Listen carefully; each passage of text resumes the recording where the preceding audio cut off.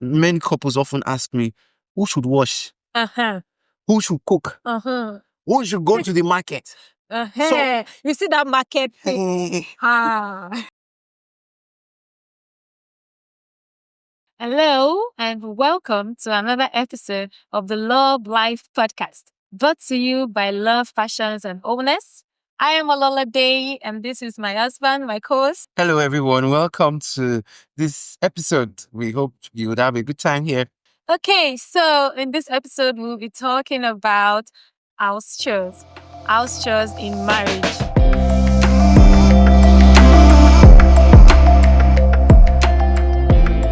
So, what do you have to say about that? All right. I think the starting point should be an understanding that every house that is working because somebody or some people are working. Mm-hmm.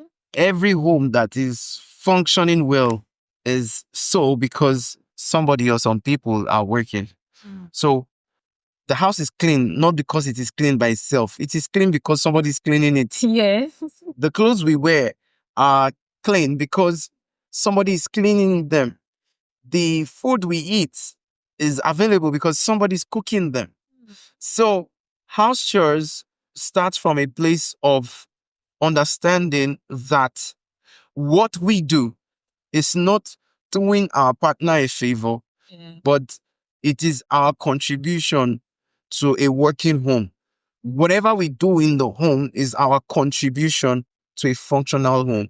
So when partners in a relationship and, other constituents, because as the children grow, they also become part of the house chores. Yes, everybody, should recognize that they are playing their roles in seeing to the proper functioning of the home. Okay, so about this house chores things in marriage, I believe, everyone have their strengths and weaknesses. Some people love cooking.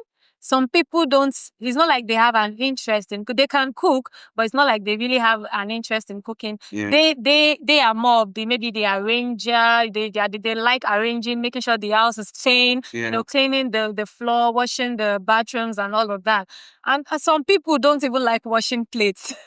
Not that they don't like. They don't know how to wash plates, but they just don't like it. It's not what they like doing. They prefer washing clothes to washing plates. So what do you have to say about that? Well, I think there are many factors that influence our tendencies when it comes to house chores.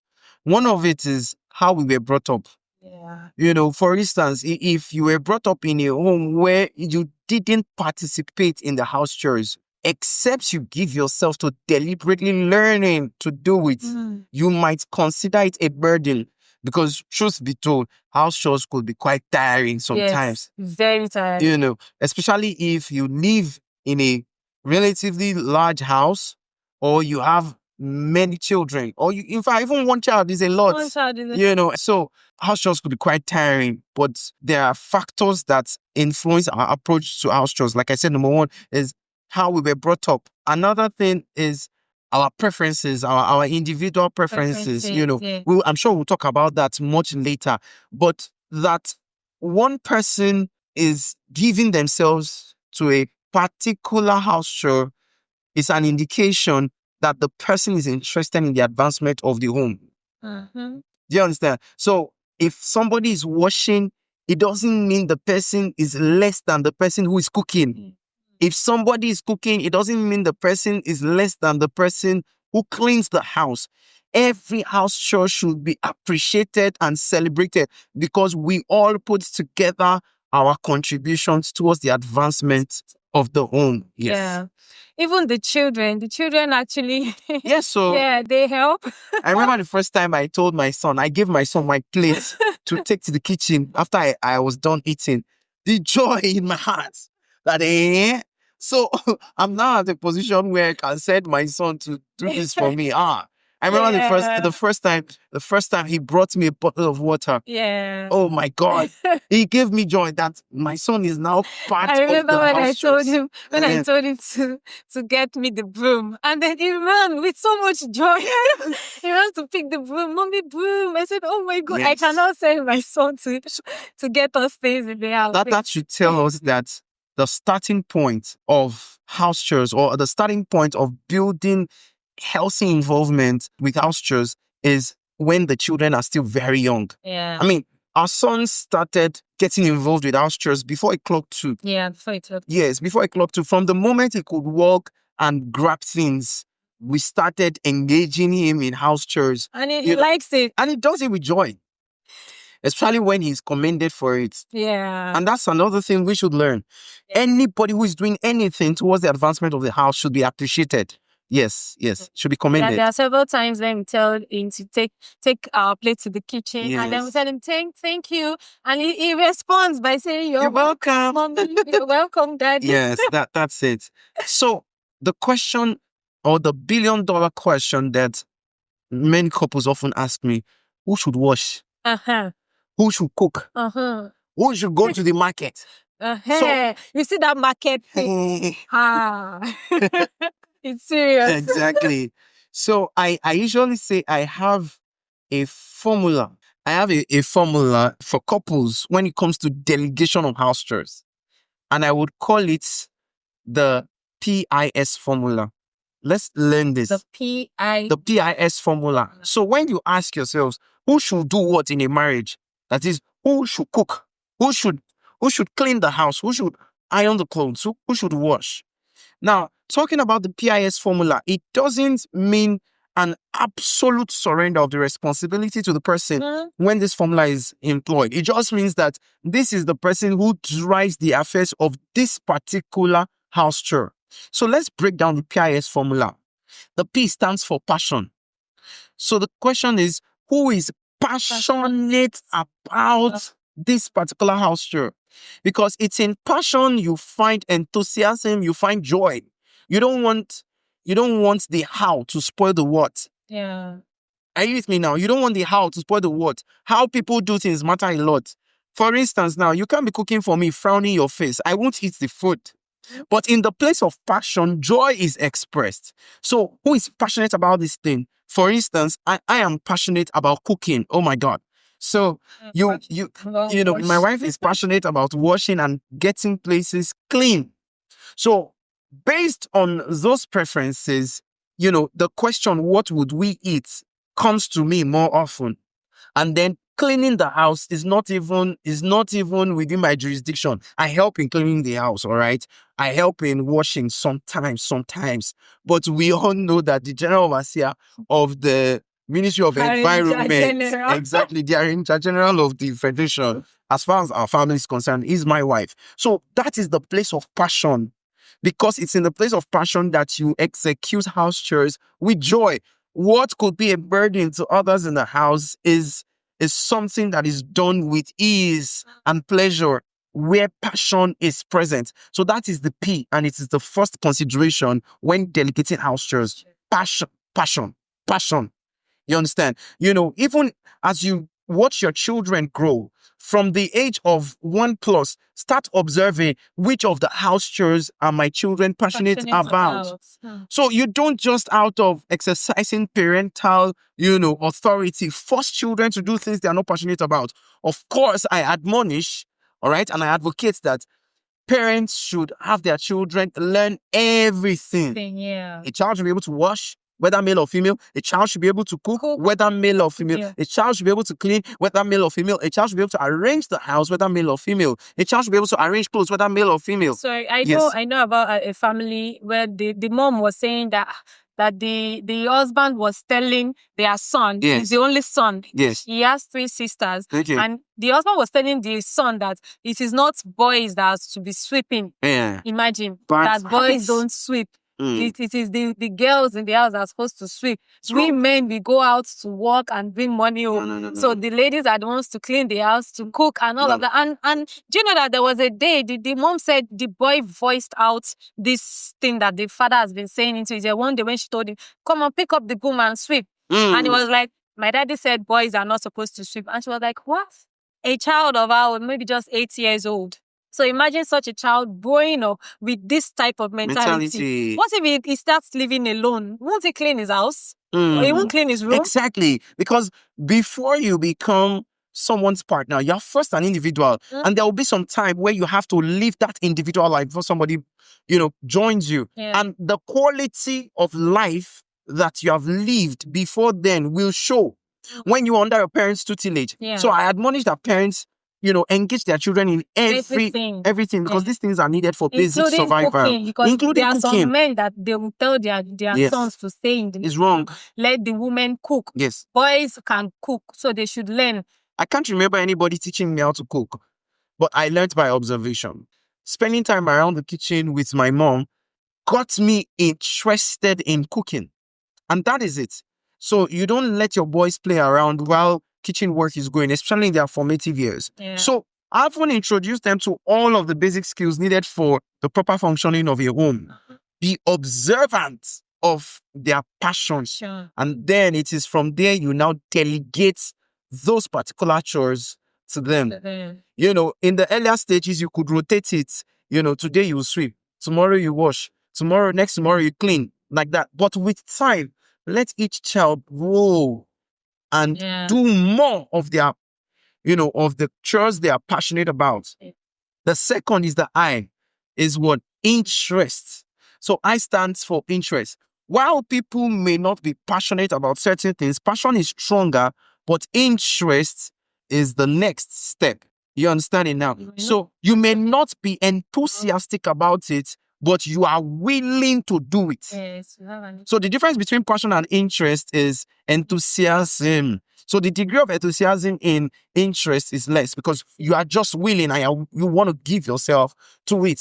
So if nobody is passionate about doing it, who is willing to do it? That's interest. Yeah. So it could be that the passionate person is indisposed at the time. Who is willing to do it? Or the passionate person is engaged doing something else at the time. Who is willing to do it? So for instance, now I can be in a very important meeting and you can't say because I'm the passionate cook, my wife will tell me to leave the meeting to come and cook. No. There has to be some interest in cooking so that there will be willingness to cook. Yeah. So that's I. Now, the S has to do with skill. Let me give you an example in your favor because you gave an example in my favor. Thank you. So there was a time that I had, I was very tired. I did a lot of house chores and then going to market and all. So when I came back, I was so tired I couldn't even wash plates again. Yeah. But my husband had to assist me in doing that. So it's not like he was passionate about washing plates, but he was willing to do it on my behalf because at that time I couldn't do it. Yes. So when passion and interest doesn't seem to solve the equation, who is passionate about doing this at the moment? Mr. Passion or Mrs. Passion is not available. Who is willing to do it? And Mr. Interest or Mrs. Interest is not available. Then the third one must save the day. Skill. So when passion and interest cannot solve the question is who can do it? So you may not be passionate about cooking. You may not be willing to cook, but when hunger is on the table and it is really knocking at the, it has gone beyond knocking. It's now with you in front of you. The question is who can cook? Oga, don't worry, with frowned face, cook. Is sometimes bitters and just to boil. Sometimes bitters are necessary in our food. That's why bitter leaf is very medicinal. So with your front face, you can cook. Go and cook. Please just cook Chief, something. cook. Just cook something. Madam, cook. Yes. You are not happy. You are tired, all right? But who can operate the washing machine? Please wash. Yes. Who can arrange the house? Please arrange. So when passion and interest seem to be missing, skill must be brought to the table. Yeah. Now, there are some rare cases where PIS, that is passion, interest, and skill, cannot solve the problem. There is nobody who is passionate about it, nobody who is interested, and nobody who is skilled in doing it. Two options. Number one, you learn. Yeah. Every skill is learnable. No pilots came to this world with the piloting skills. They learned it. No doctor came to this world with the doctoring skills. They learned it. Everybody who is proficient in doing anything today, They learned it. Yeah. So you give yourself to learning. Now, that's why our partners are they should be teachable. Exactly. Yeah. And you realize that the things that you are passionate about, the things you want to learn, your partner may not be willing to learn it. That's why every relationship is meant to complement. It is unfair on the health of your relationship when both partners lose interest or are not skilled in a vital chore that is necessary for the proper running of the home. It's dangerous. It's dangerous. One person must compromise to learn the skill. Yeah. And then the second, if there is no passion, interest, or skill, is outsourcing. Yeah, outsourcing. In our next episode, we're going to talk about the role of house helps in the running of a home. But let me say this: outsourcing is not a crime, but outsourcing should not be, you should not depend too much on outsourcing. Yeah. So you can give your clothes to the dry cleaner, you can get a chef and all of that, but you must do it with caution. We'll talk about that more in the next episode. I know of a family that both the husband and the wife, yes, their passion for washing clothes is out of it. There's no passion, no interest. And I don't know, maybe there's no skill because both husband and wife they don't like washing clothes. But they use clothes because at least you wear clothes, your children wear clothes. So what they do is they outsource, at least for that cloth part, the washing of clothes, they outsource it. They call someone to come wash the clothes, they pay the person, and the person leaves. And when next they need to wash the pile of clothes they've piled up, they call the person again to wash and they leave. That's the person leaves. So outsourcing makes the job easier. Yes, outsourcing makes the job easier.